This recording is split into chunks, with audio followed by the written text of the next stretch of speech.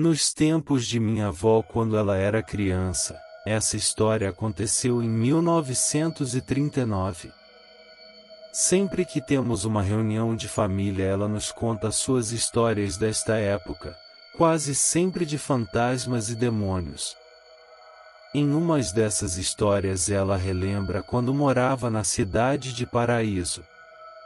Moravam ela, uma irmã e seus pais em uma casa grande, em uma fazenda isolada da cidade como toda boa casa assombrada deve ser. Seus irmãos já homens formados e não viviam mais com eles.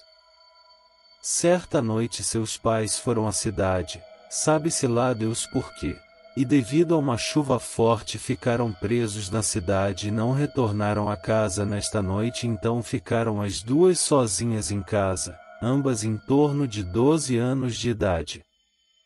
Esta irmã de minha avó sempre apresentou, segundo ela, um comportamento estranho e nesta noite fatídica provou que fazia sentido seu comportamento arredio e calado.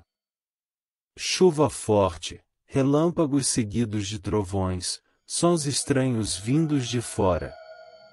De repente a chuva para, silêncio total, dizem que esta é a hora que o demônio ronda. Nenhum som audível, passam-se alguns segundos e de repente os cães começam a latir e uivar, como se vissem algo que devessem afastar da casa. Novo silêncio. De repente um dos cães começa a chorar, um choro doído, como se estivesse sendo machucado brutalmente. Silencia. Nessa hora as garotas se escondem no quarto e trancam as portas.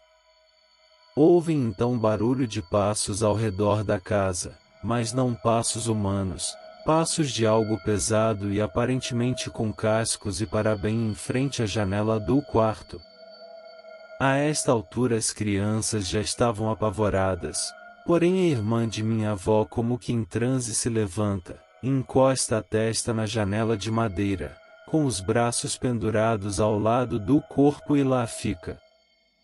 Minha avó disse ter ouvido a respiração do que estava lá fora, bufando na janela, como que farejando sua irmã e fazendo com que os cabelos se movessem, tamanha a força da respiração da criatura que estava lá fora.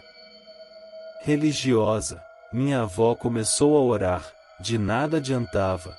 Quanto mais orava, mais a criatura se irritava e corria em torno da casa. Até que em certo momento se jogou contra a porta da sala, bum! O som invadiu a casa e apavorou de vez minha avó, sozinha na noite escura, apenas sob a luz de um lampião. Bum! Nova investida da criatura contra a porta, seguida de um grito de homem como se sentisse muita dor, bum! Bum! Por várias vezes essa criatura se jogou contra a porta, como que querendo entrar em casa.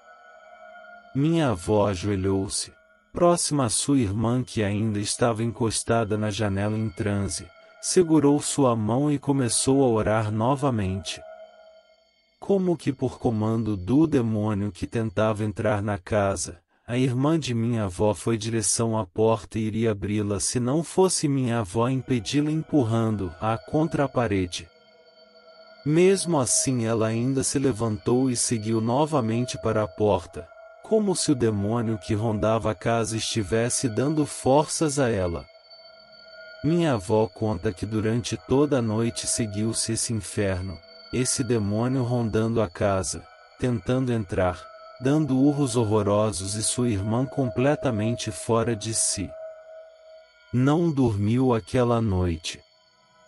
Pela manhã seus pais chegaram e a primeira cena, um dos cães morto, como que amassado, com as tripas para fora, como que pisoteado por alguma coisa, dentro da casa. Segunda cena, e uma garota completamente fora de si, catatônica e a outra aterrorizada. Ela contou a eles toda a história. Por acaso do destino, uma de suas tias era de um centro de macumba, frequentadora e cavalo de espíritos, Sua mãe pediu a ela então que livrasse sua casa desse demônio que atormentara as duas na noite anterior.